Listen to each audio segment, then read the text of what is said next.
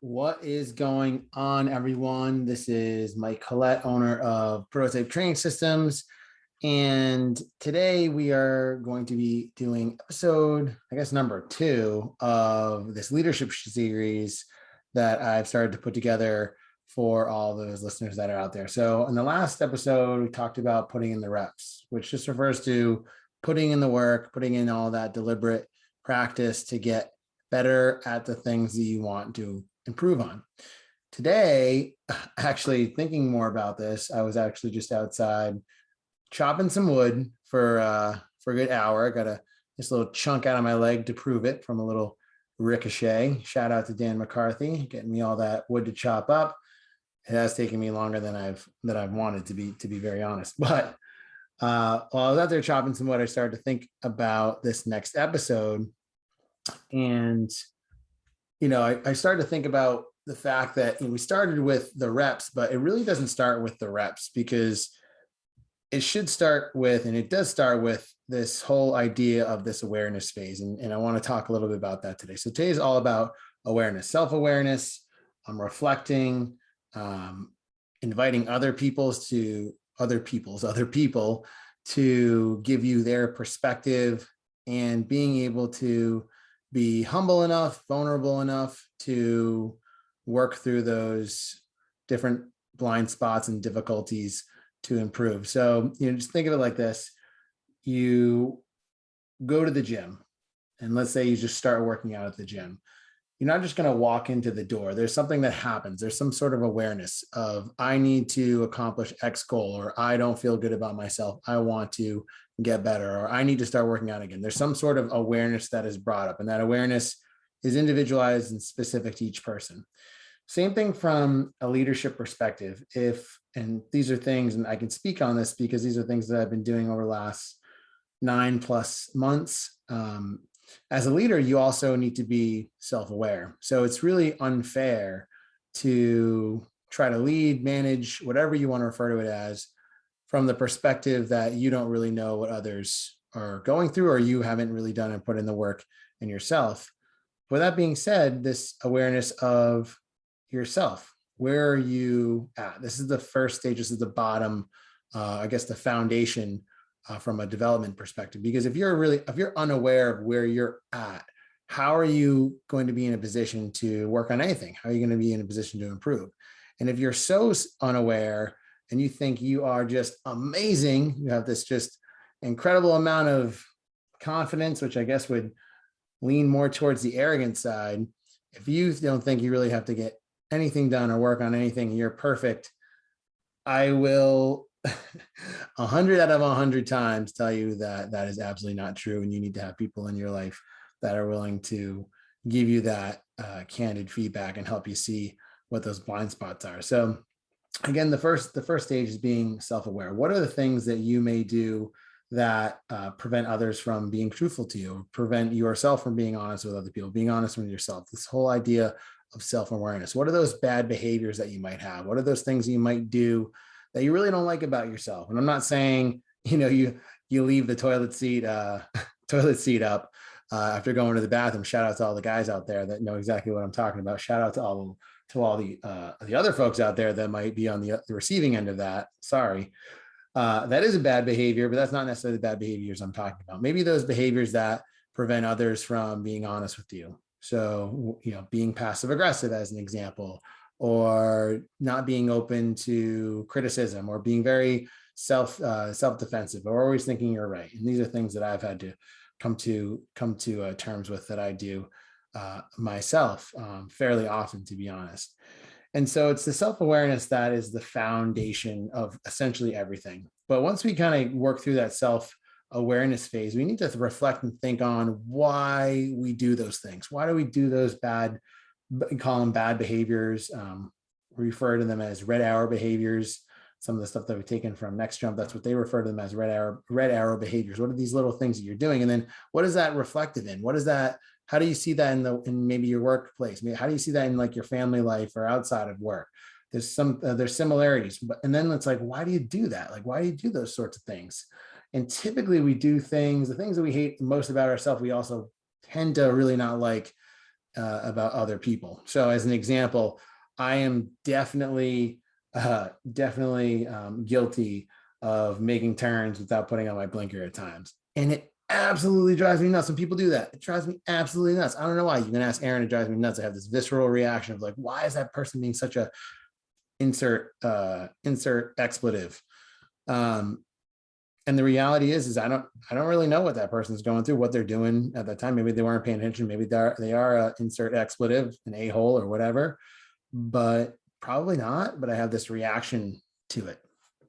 But I don't think that necessarily about myself. And maybe I just do it because I just missed the turn, or the Waze or the GPS was just a little delayed, and I just had to make a turn without really planning it out. But anyway, so there's this reflection phase of thinking on why you do those sorts of things. And this exercise is incredibly important, especially if you're looking to grow.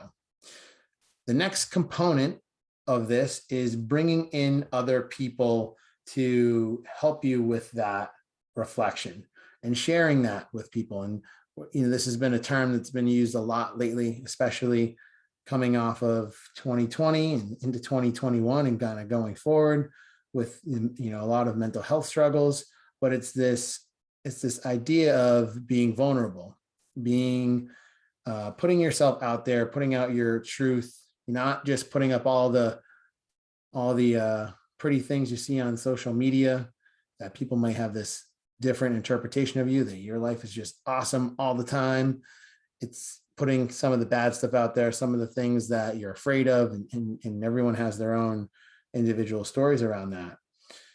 But basically bringing other people in to help you see your blind spots. Those are the things that you're not self-aware of. So we can take the time and spend hours on hours doing it. And probably see some of the papers. If you're watching the video now, a bunch of papers behind me.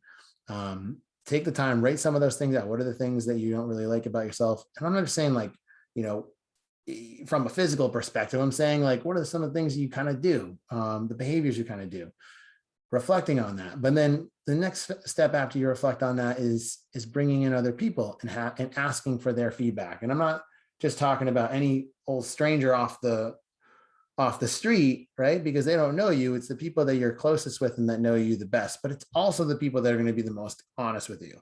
So some folks that are in your peer group, maybe at work, maybe at the gym, that you're really good friends with, that are very honest with you, that they're going to give you all that candid feedback. Maybe it's a family member, a spouse, significant other, parent, etc.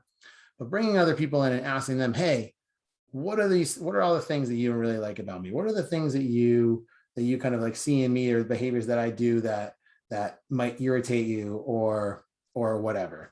And you start to get their perspective on it. And then you share with them the things that you've self-identified with. And this is this idea of vulnerability and sharing what you've reflected on as well.